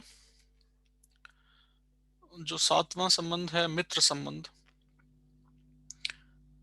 समाधान, समृद्धि, सहज समानता ही मित्र संबंध है एवं सर्वतोन्मुखी समाधान में सहभागिता हो उसकी मित्र संज्ञा है। जिसमें बैर का अभाव हो उसकी मित्र संज्ञा है। इस संबंध में यह आवश्यक है कि एक पक्ष यदि किसी विपरीत घटना या परिस्थिति से घिर जाए तो दूसरा पक्ष अपना पूरा तन, मन और धन व्यय करने के लिए तथा मित्र को उस घटना विशेष अथवा परिस्थिति विशेष से उबारने के लिए प्रयत्नशील हो जाए। यही मित्रता की चरम उपलब्धि है। घटनाग्रस्त या परिस्थितिग्रस्त मित्र की जो कठिनाइयां हैं वह पूरी की पूरी दूसरे मित्र को प्रतिभाषित होती हैं। मित्रता की कसौटी ही यह है कि परस्पर की कठिनाइयों को दूसरा पक्ष सटीक स्वीकार लेता है और यदि उसका परिहार है तो उसके लिए अपनी शक्तियों को नियोजित करता है। मित्रता की निरंतरता न्यायपूर्ण व्यवहार से ही सफल होती है। निर्वाह के इन समस्त संबंधों से व्यष्टि से समिष्टि तक पोषक अन्यथा शोषक सिद्ध है। मित्र मित्र संबंध की परस्परता में विश्वास, सम्मान व स्नेह मूल्य प्रधान है एवं प्रेम संबंध भावी रहता है। विधि का अर्थ है मानव में निहित अमानवीयता का शमन तथा जागृति का मार्ग प्रशस्त करना। व्यवस्था का तात्पर्य है मानवीयता की स्थापना के लिए प्रोत्साहन, योग्य अवसर व साधन को उपलब्ध कराने की सामर्थ्य अर्जित करना। मानव के लिए सुख ही धर्म है। सुख की आशा से ओतप्रोत मानव को एक क्षण के लिए भी इस कामना से विमुख नहीं किया जा सकता। धर्म की परिभाषा ही इस प्रकार की गई है कि जिससे जिसका वियोग ना किया जा सके अथवा जिसका वियोग संभव ना हो वह उसका धर्म है। धर्म की इसी परिभाषा के आधार पर पदार्थ का धर्म अस्तित्व, अन्न व वनस्पति का धर्म पुष्टि, जीवों का धर्म जीने की आशा और मानव का धर्म सुख प्रतिपादित किया गया है। यह भी प्रतिपादित किया गया कि हर विकसित अवस्था की इकाई में अविकसित इकाई का धर्म विलय रहता ही है। उपरिवर्णित संबंध एवं संपर्क में ताम्यक व्यवहार पक्ष के अनुषंगिक मानव का विभिन्न विभूति परक एवं स्थिति परक अध्ययन आवश्यक तथा वांछनीय है। अस्तु सभी मानव आबाल वृद्ध निम्न 12 स्थिति में गण्य हैं। ये सभी सुखी होना चाहते हैं। सुख भी नियम से, दुख भी नियम से होना सिद्ध हुआ है। अतः निम्न 12 स्तर में पाए जाने वाले मानव किन नियम सिद्ध प्रक्रिया द्वारा सुखी होना पाए जाते हैं उसका स्पष्टीकरण निम्नानुसार है। यह सब व्यवहार संबंध व संपर्कात्मक है। काफी लंबा है भैया, इसको पूरा करें या? इस बुलेट से तो जुड़ा हुआ है, लेकिन ऊपर के 3 की मित्र मित्र संबंध की अगर चर्चा कर सकते हैं तो जी एक्चुअली भैया। मित्र मित्र संबंध जो है वो भाई बहन संबंध, भाई बहन संबंध और मित्र मित्र संबंध में केवल अंतर इतना होता है कि भाई बहन संबंध ये सहोदर होते हैं और मित्र मित्र संबंध जो है सहोदर नहीं होते, अन्य उदर होते हैं, मतलब एक ही माँ के गर्भ से उत्पन्न नहीं होते हैं। बस इतना ही है, बाकी देखेंगे अपेक्षाएं वैसी ही हैं। वैर का भाव ना हो, एक दूसरे के लिए मतलब तन मन धन ही लगा दें उसके समझदारी जिम्मेदारी के लिए। वैसा ही यहाँ भाई बहन संबंध को भी देखने आएंगे तो भाई बहन के परस्परता अनुशासन की बात आती है, अनुशासन आज्ञा पालन के रूप में आती है। जैसे जैसे युवावस्था में पहुंचते हैं तो भाई बहन संबंध में भी आप इसको देखे हुए हैं, अर्थात जिससे हम अधिकतम अपनी शेयरिंग कर सकें वो मित्र है। हम अपने जो भी कुछ समझे हुए हैं या मेरी जो भी परेशानियां हैं उनको हम अधिकतम जिसके साथ शेयर कर सकें वो मित्र है। और मित्र के लिए हम अपना तन मन धन हमेशा अर्पित कर सकते करते जिसके लिए कर सकते हैं, ये एक अभ्यास है। ये मित्र मित्र संबंध जो है ये एक अभ्यास है जागृति का, स्नेह के लिए, प्रेम के लिए, जो हम अभी चर्चा कर रहे थे कि अद्वेष पूर्वक जीने का एक सबसे बड़ी अभ्यास स्थली है।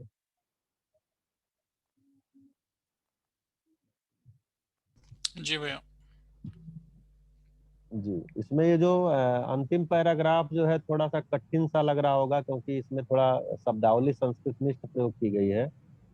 ऊपर ही वर्णित, ये जो व्याख्या किया गया बुलेट का, ऊपर ही वर्णित मानव संबंध एवं संपर्क में, ठीक है, तो सुख के आधार पे जो ये धर्म और इसके जो सारी बातें की गई हैं, तारतम्यात्मक व्यवहार पक्ष के आनुषांगिक, आनुषांगिक मतलब अनुसार, तारतम्यात्मक मतलब एक के बाद एक जो व्यवहार पक्ष आ रहा है उसके अनुसार मानव का विभिन्न विभूति परक स्थिति परक, विभूति मतलब स्थिति परक हो गया और विभूति मतलब जो वैभव की बात की जा रही है, अध्ययन आवश्यक तथा वांछनीय है।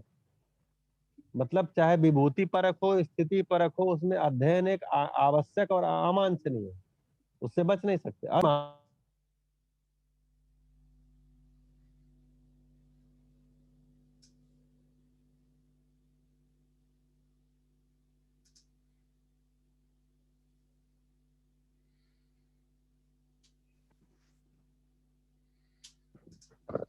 आवाज चलेगी फिर से। जी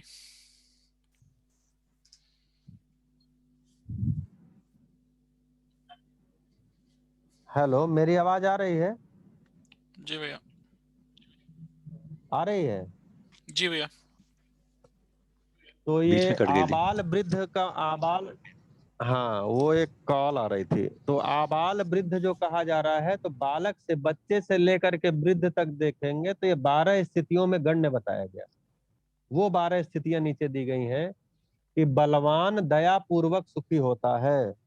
किसी के पास बल बहुत है, शारीरिक ताकत बहुत ज्यादा है, अब उस ताकत से वो मार पिटाई करता रहेगा, दूसरे को भी दुखी करेगा, खुद भी दुखी रहेगा। तो अगर मेरे पास शारीरिक बल है तो मैं दया पूर्वक ही सुखी हो सकता हूँ। भाई बल होते हुए अगर आप किसी के साथ अच्छा जी रहे हैं तो ही आप अच्छा जी पाए। बुद्धिमान विवेक तथा विज्ञान पूर्वक, रूपवान सच्चरित्रता पूर्वक, पदवान न्याय पूर्वक, पद मुझे कोई मिल गया है तो मैं न्याय पूर्वक ही सुखी हो सकता हूँ। वहां उस पद का दुरुपयोग करके कोई अन्याय करके ना मैं सुखी होऊंगा ना दूसरा सुखी हो पाएगा। धनवान उदारता पूर्वक, धन है तो उस धन का सदुपयोग किया जाए, उसी को उदारता बोला गया। विद्यार्थी निष्ठा पूर्वक, निष्ठा का मतलब यह हुआ कि कोई चीज हमने निश्चय किया और उस निश्चय की निरंतरता मेरे में बनी हुई है, यही निष्ठा है। तो विद्यार्थी निष्ठा पूर्वक, सहयोगी कर्तव्य पूर्वक, साथी दायित्व पूर्वक। तो दायित्व का मतलब होता है जागृति के अर्थ में, कर्तव्य का मतलब होता है व्यवसाय के अर्थ, तपस्वी संतोष पूर्वक, लोक सेवक स्नेह पूर्वक, मतलब लोक सेवक जो है, जो लोक सेवा में है, जो समाज के लिए जो अपने तन मन धन को लगा रहा है, वो स्नेह पूर्वक। इसका मतलब यह है कि समस्त सामाजिक समाज के समस्त मानव को अपना पराया से मुक्त होकर के संबंधी के रूप में देख पाए, तब वो लोक सेवा कर सकता है। अगर वो समाज के लोगों को जाति धर्म के आधार पे और अन्य चीजों के आधार पे देख पा रहा है तो लोक सेवक नहीं है वो समस्या है। फिर सह अस्तित्व में प्रेम पूर्वक मानव सुखी होता है। ये सारे सुखी होने के जो 12 वो दिखे गए स्थितियां जो गण्य हैं, ये सुखी होने के लिए। लोक सेवक स्नेह पूर्वक ही सुखी हो पाएगा। अगर स्नेह पूर्वक नहीं है तो दुखी होना है उसको, और दूसरों को भी करेगा। इसी तरह से रोगी तथा बालक के साथ आज्ञा पालन के रूप में सुखानुभूतियां सिद्ध हुई हैं। जो रोगी है और बालक है, रोगी और बालक के साथ क्या दिक्कत है कि बालक अपने शरीर को नहीं जानता है, अपने शरीर का पोषण नहीं कर सकता, अपने शरीर को संभाल नहीं सकता। अब क्या करना पड़ेगा उसको? तो जो भी संभाल सकता है उसके आज्ञा का पालन करेगा। ये खा लो, अब टाइम हो गया, खा लो। बच्चे को भूख लग जाती है, रोता रहता, उसको पता ही नहीं रहता हमको भूख लगी। अब कोई संवेदना आई, उसको संवेदना आई तो रोना शुरू कर दिया। अब जो उसको संभाल रहा है उसको पता चलता, अरे इसको तो भूख लगी है, खाना खिलाओ। तो उसको भी आज्ञा पालन करना पड़ेगा, बच्चे को भी, कि भाई ठीक है, खाना खाने का आज्ञा हो रहा है तो खाना खा लिया जाए। खाना खाते उसको संवेदना तृप्त हो जाती, बोलता हाँ अब ठीक हो गया। अब मान लियो आज्ञा पालन न करे तो चिल्लाता ही रह जाएगा। इसी तरह रोगी भी अपने शरीर को नहीं संभाल सकता, उसको बीमारी हो गई है। अब बीमारी का पता उसको नहीं है, वो विशेषज्ञ कोई है वो जान रहा है क्या बीमारी है, उसके अनुरूप इसको पथ्य परहेज बता रहा है, उसके अनुरूप दवा बता रहा है, उसके अनुरूप दवा के साथ अनुपान बता रहा है। अब आप जैसा पथ्य परहेज बताया गया है वैसा करना पड़ेगा। जैसी दवा जिस टाइम पे लेने को कहेगी लेना पड़ेगा, तभी आप स्वस्थ हो सकते हैं। अगर आज्ञा पालन नहीं करेंगे तो आपका शरीर नहीं स्वस्थ होगा। तो रोगी और बालक के साथ आज्ञा पालन के रूप में ही सुखानुभूतियां सिद्ध हुई हैं। ये 12 स्थितियों में इसको गण्य बताया गया है। जी भैया। बढ़िया भैया।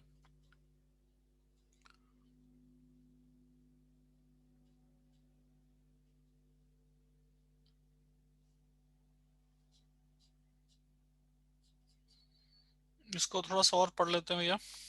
इसी के और 12 सूत्र आगे, जी इसी के 12 सूत्र और आगे दिए हैं जी धर्म नीति के परिपालन के आधार पे। जी जी। धर्म नीति के तो परिपालन। मैं इसको बोल जी ही देता हूँ जी एक एक करके, क्योंकि जी जी जी बढ़िया रहेगा। सूत्र रूप में है।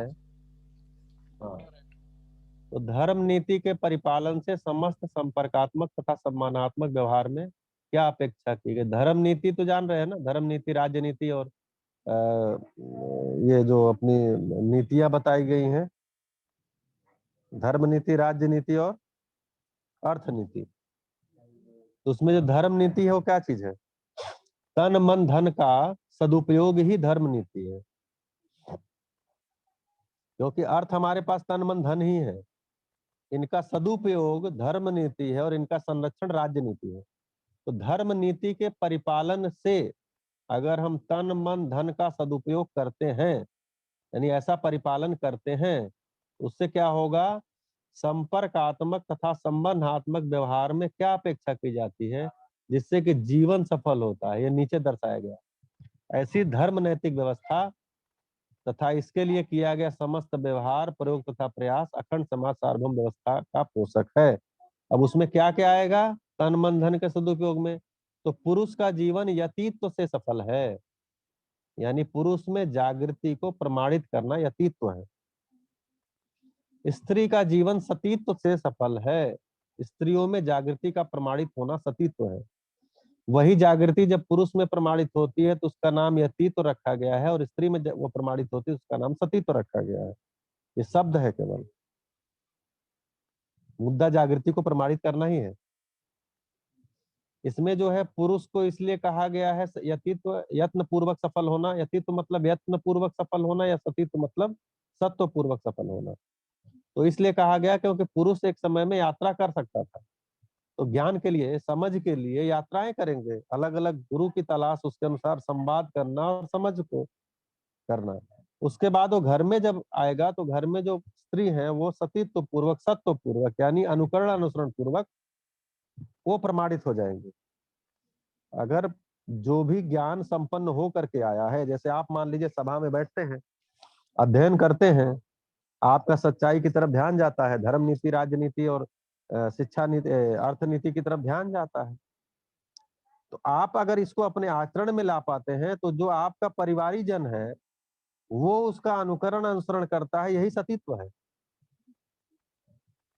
ये सत्व पूर्वक प्रमाणित हो जाएगा। बहुत संवाद की जरूरत नहीं पड़ेगी, परिवार के अंदर बहुत ज्यादा संवाद की जरूरत नहीं है, क्योंकि वहां आप आचरण से व्यक्त हो रहे हैं तो बहुत सारी चीजें आचरण से ही कन्वे हो जाती है, अनुकरण अनुसरण हो जाता है एक समय के बाद। तो वहां भाषा की कम जरूरत पड़ती है, उसी को बोला सत्व पूर्वक ही हो जाएगा। माता पिता का जीवन व्यक्तित्व से प्रमाणित हो जाएगा। व्यक्तित्व का मतलब आहार विहार और व्यवहार। माता पिता का आहार विहार व्यवहार ही जो है वो प्रमाणित होता है, तो वो संतान में चला जाता है, क्योंकि इन्हीं तीनों को मिला के व्यक्तित्व है, इन्हीं तीनों को मिला करके ही व्यवस्था है। पुत्र का जीवन नैतिकता के प्रति निष्ठा से। नैतिकता का मतलब ये धर्म नीति, अर्थनीति और राजनीति के प्रति निष्ठा से। व्यवस्था न्याय पूर्वक नियम के समर्थन व पालन से। प्रजा का जीवन समग्र व्यवस्था में भागीदारी से तथा अनुशासन एवं नियम को स्वीकारने से।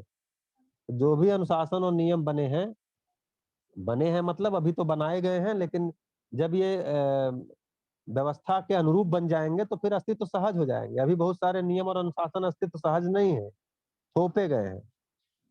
तो जो प्रजा है वो अगर अस्तित्व सहम जो नियम और अनुशासन बन गए हैं तो उसके अनुसार अगर व्यवस्था में भागीदारी करता है तो वो धर्म नीति को सफल करेगा। गुरु का जीवन अनुभव को प्रामाणिकता पूर्वक अध्ययन कराने से। कोई गुरु है, उसको अनुभव हो गया है, समाधान संपन्न हो गया है, अब दूसरों को समाधान संपन्न बनाने के लिए अपने तन मन धन का नियोजन कर रहा है, यही उसके लिए धर्म नीति है। इसी से वो प्रमाणित हो पाएगा। शिष्य का जीवन गुरु द्वारा कराए गए अध्ययन के श्रवण मनन तथा अर्थबोध से संपन्नता से। यानी गुरु पर विश्वास है तो ही उसके साथ वो अध्ययन कर रहा है।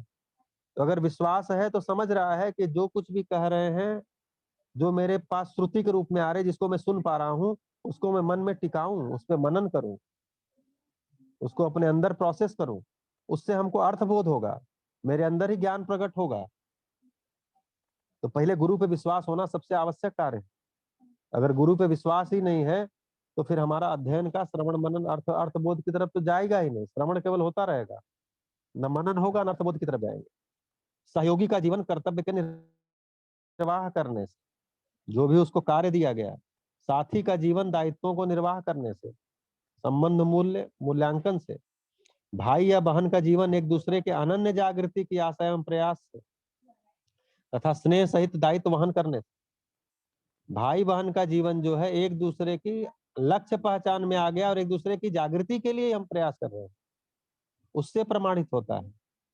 मित्र का जीवन परस्पर दिखावा रहित उदारतापूर्ण समृद्धि सहित सर्वतोमुखी समाधान को प्रमाणित करने में सफल होता है। अगर मित्र है और मित्र किसी रूप पद धन बल को में आगे हो गया और वो अपने उसी दिखावे के साथ दूसरे मित्र के साथ आचरण कर रहा है, तो मित्र धर्म प्रमाणित नहीं होगा, मित्र संबंध प्रमाणित नहीं होगा। वहां मित्र संबंध का मतलब ही है कि रूप पद धन बल जैसा भी है, मैं मित्र जिसको पहचान पाया हूं उसके साथ मेरा कोई अंगहार, कोई दिखावा नहीं है, मैं उदारता पूर्वक उसके साथ जो है वो व्यवहार कर पा रहा हूं, उससे उसका जो है वो प्रमाणित होगा। उपरोक्त व्यवहार करने में समस्त मानव पांचों स्थितियों में सफल हो जाए। 5 स्थितियां मतलब जिसको व्यष्टि से समष्टि कहा गया। व्यक्ति, परिवार, समाज, राष्ट्र, अंतरराष्ट्र, 5 स्थितियां कही गई हैं। ये सब जब करते हैं तो पांचों स्थितियों में सफल हो जाए, यही धर्म नैतिक व्यवस्था का कार्यक्रम उद्देश्य है तथा शोषण के लिए प्राप्त समस्त प्रवृत्तियों का समूल निराकरण मात्र उपरोक्तानुसार प्रतिष्ठित आचरण से ही संभव है। तो धर्म नीति का जो महत्वपूर्ण चीज है धर्म नीति में, वो है तन मन धन का सदुपयोग। इसके लिए संबंध एक अनिवार्य कार्यक्रम है, इसलिए 7 संबंधों को यहाँ पर रखा गया है। इस विधि से अखंड समाज का प्रतिष्ठित होना स्पष्ट है, जिसकी हम कल्पना करते हैं कि समाज अखंड है और व्यवस्था सार्वभौम है। तो अखंड समाज सार्वभौम व्यवस्था की तरफ जाने का जो सूत्र है, अखंड समाज धर्म नीति से ही जो है उसकी प्रतिष्ठा हो पाएगी, वो प्रतिष्ठित हो पाएगा। जी भैया। बहुत बढ़िया भैया। समय भी आई थिंक 4:30 हो गया है वहां पर। कितना? 4 बज गया है जी। जी जी।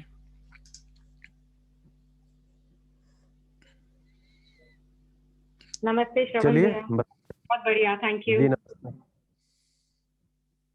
शालिनी दीदी, अच्छा नमस्ते। नमस्ते भैया, नमस्ते सभी को। नमस्ते नमस्ते जी। तो नमस्ते किया जाए। जी भैया, बहुत बहुत धन्यवाद आपका, और प्लीज आते रहिए जब भी समय मिले। थोड़ी स्थिरता जुलाई से आने की संभावना है कि यूपी में भी एक ह्यूमन वैल्यू सेल बनाने की बात हो गई है, शायद उसका गठन जुलाई में हो जाएगा। तो उसके स्टेट कोऑर्डिनेटर रूम, हालांकि जिम्मेदारी थोड़ी बढ़ जाएगी लेकिन एक स्थिरता भी आएगी तब, तो शायद काम शुरू हो जाए। तो जी, मैं उसके लिए होमवर्क बहुत कर रहा था इधर, और काफी प्रयास करके वहाँ लोगों को पहुँचाना, फिर एक माहौल बनाना, फिर सारी चीजें करना। तो क्योंकि शिक्षा विधि में चीजें आती है ना, तो तेजी से मल्टीप्लाई होती हैं। आज हम अगर तेजी से बहुत कुछ फैल पाया तो बहुत से जगहों पे सरकारों में शिक्षा में घुसने के कारण हो पाया। मतलब महाराष्ट्र में, छत्तीसगढ़ में, यूपी में, दिल्ली में देखेंगे तो ज्यादातर शिक्षक ही इससे जुड़ पाए। तो एक तरह से शिक्षा में कहीं अगर आ जाता है, 1-2 साल काम करने का अवसर मिल जाता है, तो 150 लोग इसमें आगे बढ़ने के लिए आसानी से उपलब्ध हो जाते हैं। जी जी भैया, भैया, चलिए नमस्कार। नमस्कार जी।